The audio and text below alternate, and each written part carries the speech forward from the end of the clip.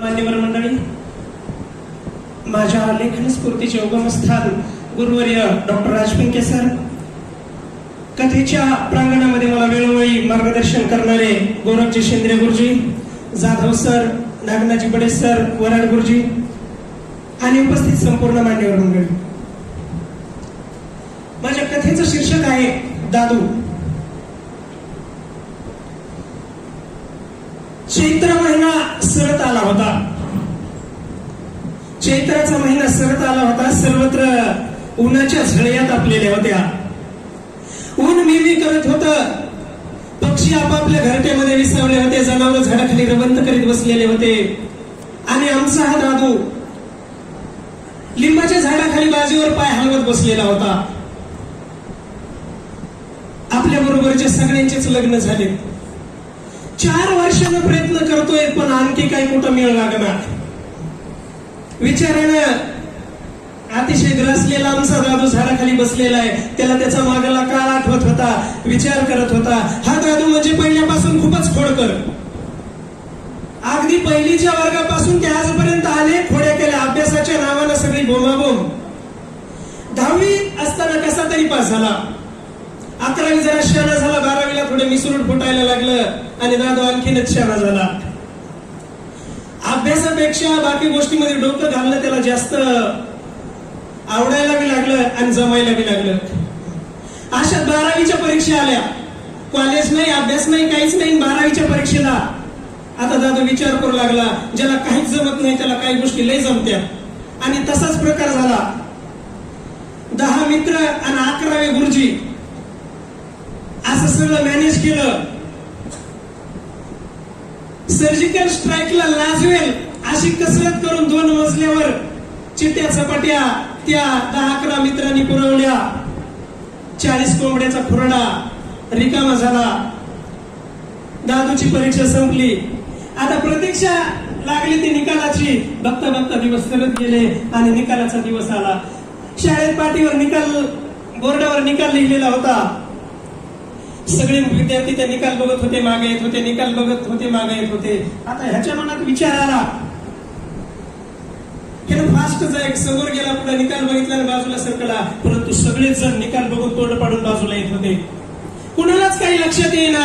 आणि अशा वेळे दादूचा जो जवळचा जीवलग मित्र आहे बंड्या, त्या बंड्यानं त्या विद्यार्थ्याच्या गर्दीमधून पुढे गेला आणि समोर जाऊन बघितलं.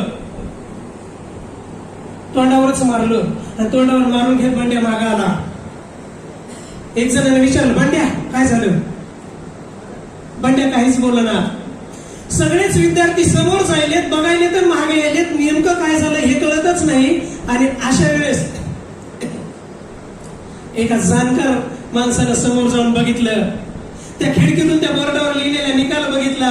निकाल वाचला आणि मागे फिरला. क्षणभर शांत झाला. विचार करू लागला.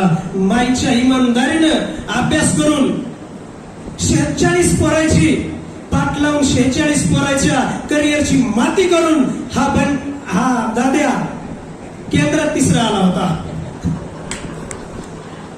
विचार करा काय संकल्पना असेल. आता मात्र दाद्या भलताच खुश झाला. दाद्याची गावात मिरवणूक निघाली. बाप बी त्याच्यापेक्षा चौपट होता. बापानं संध्याकाळी गावात टोलेजन मिरवणूक काढली. आईनं बी खुश होऊ महापौरगा पास झाला, महापौरगा पास झाला. अख्ख्या गावात, अख्ख्या गलीला पेढे वाटले.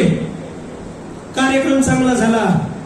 बिचारा बंड्या दिवस रात्र अभ्यास करत होता. 71% घेऊन गपचीप सांदाला बसून राहिला आणि ह्याची मिरवणूक निघाली. ह्याला 91% मार्क होते. बघता बघता असे दिवस जात होते. पुढच्या शिक्षणासाठी सर्वांचे ऍडमिशन झाले. आमच्या बंड्याला बी ऍडमिशन मिळालं. पण आमच्या दादूला ऍडमिशन जे भेटलं ती शहराच्या हायफाय कॉलेजमध्ये. बापानं 10 लिटर दुधाची म्हैस विकली. मंगळवारच्या बाजारात 10 लिटर दुधाची म्हैस फक्त 56,000ला विकली. पोराची शाळेची फीस भरली आणि पोरग शहरात नेऊन ठेवलं. झालं काय, 8च दिवस राहिलं पोरग.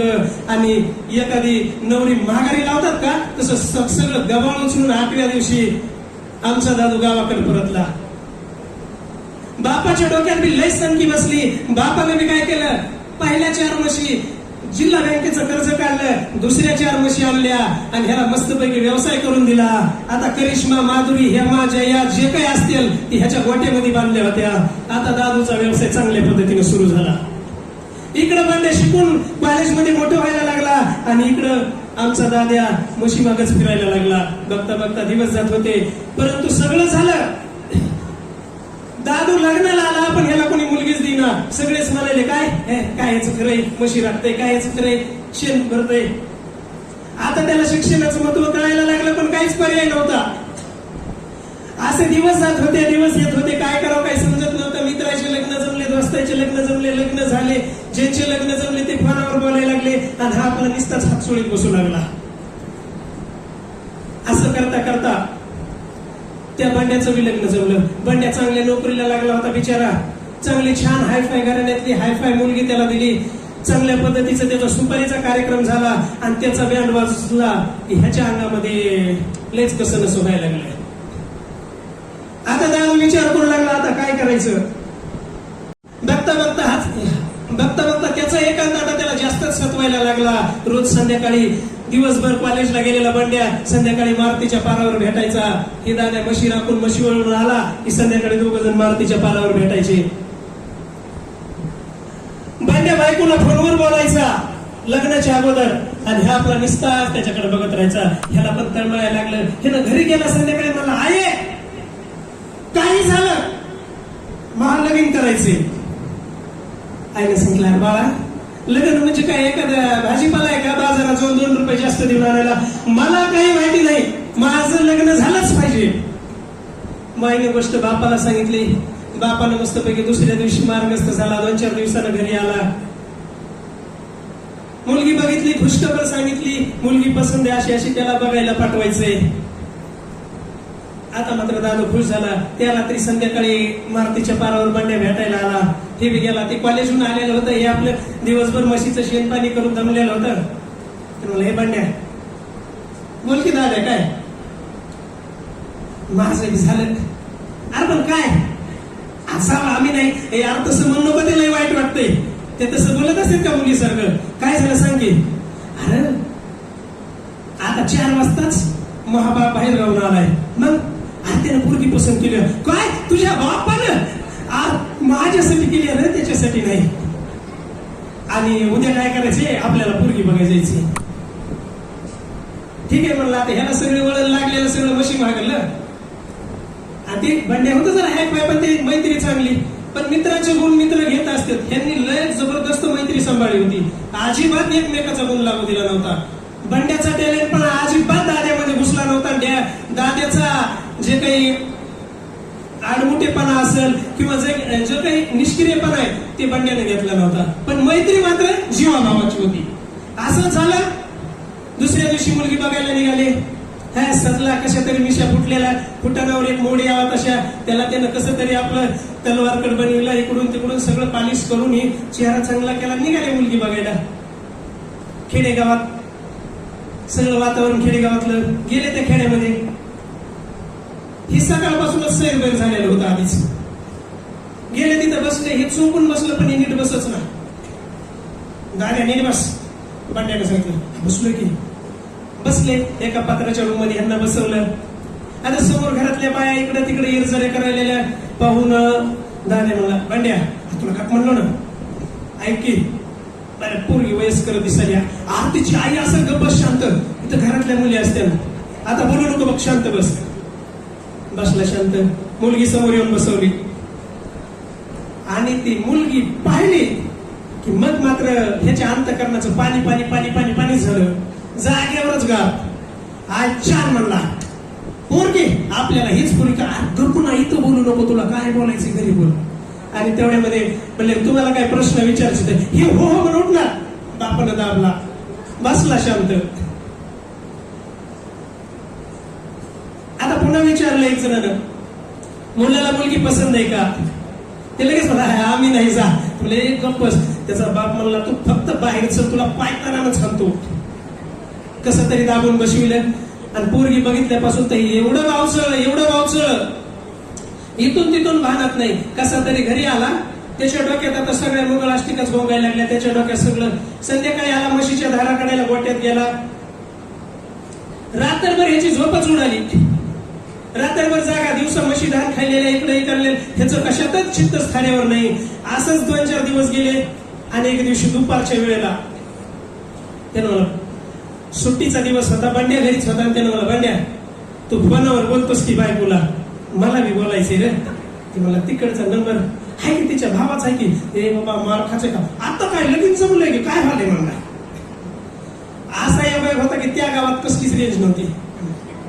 यानं काय करायचं, दिवसभर फोनाचे बटन दाबायचा, ती खटक्याचा ते डबा मोबाईल बटन दाबायचा, ठेवायचा बटन, फोन काही लागणार. वैतागून गेला. त्याच्यात एकच ही बांड्या संध्याकाळी काय तासन-तास बोलायचा. हे म्हणला, एक तर ही तरी मला टाइमपास होता कसं तरी बोलायला, आता ती त्याच्या दुनियेत आहे, मी काय करायची. ह्याचा एकांत आणखीनच वाढला आणि ह्याला आणखी टेन्शन यायला लागलं. 2-4 दिवस असेच गेले. एक दिवशी दुपारच्या पारी मग आता व्हायचं फोन काही येत नाही तिकडून, मी आपण बी करून उपयोग नाही म्हणून मस्तपैकी म्हशीली पाणी वैरण केलं. म्हशीच्या गोट्यामध्ये, म्हशीच्या मागच्या बाजूला तिथं बाजूवर पडला. पडल्या आता त्याला डोळा लागला. आणि डोळा लागला की त्या म्हशीनं शेणामध्ये शेपूट भरवलेलं होतं. ते शेपूट इकडे एकदा फिरायचं, तिकडे एकदा फिरायचं. ह्याच्या गालावून एकदा फिरलं, ह्याच्या गालावून ते गार शेणाचं शेपूट फिरलं.